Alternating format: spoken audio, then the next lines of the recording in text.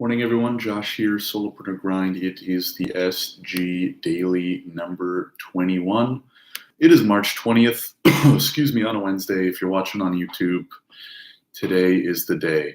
Well, yesterday was the day that I finally got my hair cut and don't look like a homeless person on video. So cheers to that, sip of coffee to that, and I hope everyone's week is going well. It's moving by pretty quick for me as opposed to last week, which was a little slower.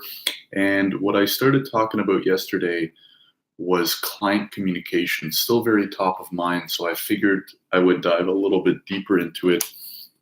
So personally, I find that there are two types of people. There's probably generalizing, but there's the inbox zero people who are all over their email and kind of like to have it clean, let's say.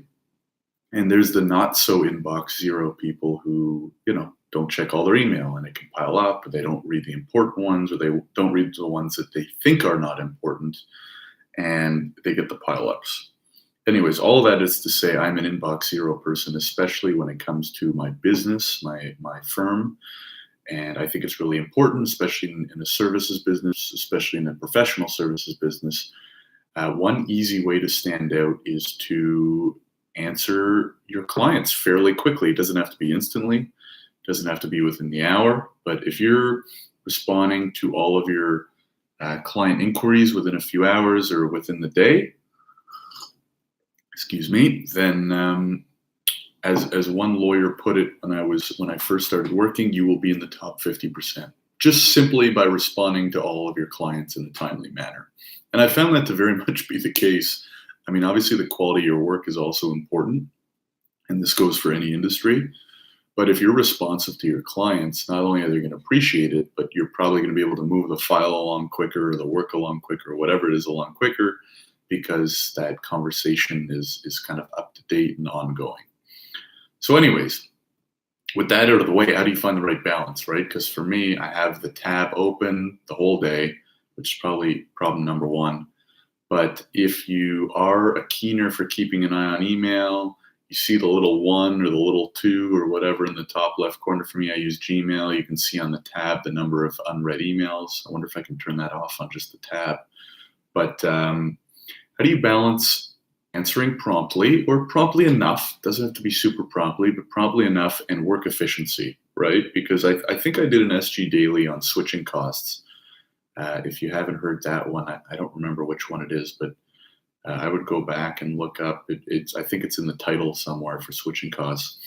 So effectively, anytime you're doing one thing, you're working, you're concentrating, and then you switch to another task, there's a very small amount of time that it takes to switch into doing that other task.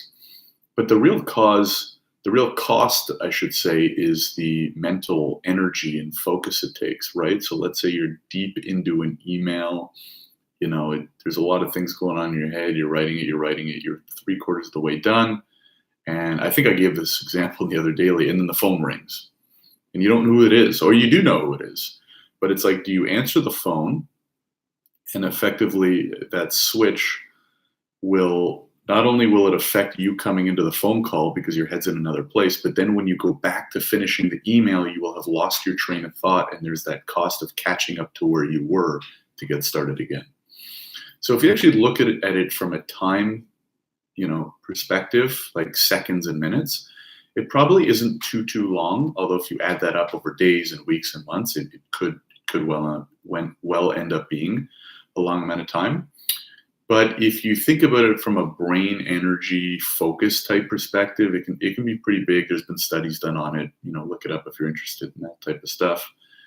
And so I think that heavily ties into email and client communication, right? And what I've realized over the last few months, and maybe this is a simple realization, but nonetheless, is you're better off finishing what you're doing than dropping everything to respond to a quick email or pick up a quick phone call or do whatever, because you can always call them back.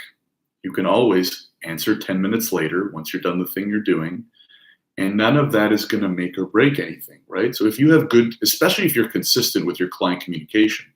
So if you're quite consistent in always emailing back your clients, your customers within 24 hours, there's no difference if you respond 2 hours later or 2.5 hours later, right? They're not going to flip out on you because they know you'll get back to them, and they don't even, they're doing their own stuff too. The other thing that I realized, because when I first started out for the first few months, I have to get back to them right away. The quicker the better, they're going to notice. And then you very quickly realize, once you send a bunch of important emails, that your clients and customers are busy people too, who have their own shtick to kind of worry about. And they're not going to notice an extra 20 minutes. In fact, some of the most important emails I sent haven't even been responded to for a day or two. So it's like, I worked so I cut this corner here so I could get back to writing this email quick to send it out quickly, and then it doesn't even get answered for a day. So it kind of puts things in perspective. I feel like customer communication, especially through email, is one of those things you just got to have a little bit of experience with to find your groove, to kind of find what works for you, the timing, and things like that. But can't state it enough, whether you're in products or services or whatever, have reasonable client response rates, I will say. For me, my kind of internal policy is, if I can't respond within 24 hours, I will respond and tell them that I'm busy and that I will get back to them tomorrow. So I always respond within 24 hours, usually quicker, especially if it's a quick one. Sometimes if it's a longer email, I have to do a file review or something like that. I know I won't get to it. I'll send them an email. Hey, saw your email, going to get to it tomorrow. And they're always appreciative of that, because so many people don't do it. So that's my thought. I have many. I might just make this the theme of the week, is client communication. But that's it for today. We're almost at 7 minutes. Hope you guys enjoyed. Make sure to like and subscribe on YouTube, and subscribe to the podcast on wherever you're listening to it. And if you guys have any comments, any feedback, any questions, topics you want me to cover, shoot a comment or shoot me an email, josh@solopreneurgrind.com, and I will get to it. Have a good one. Take care.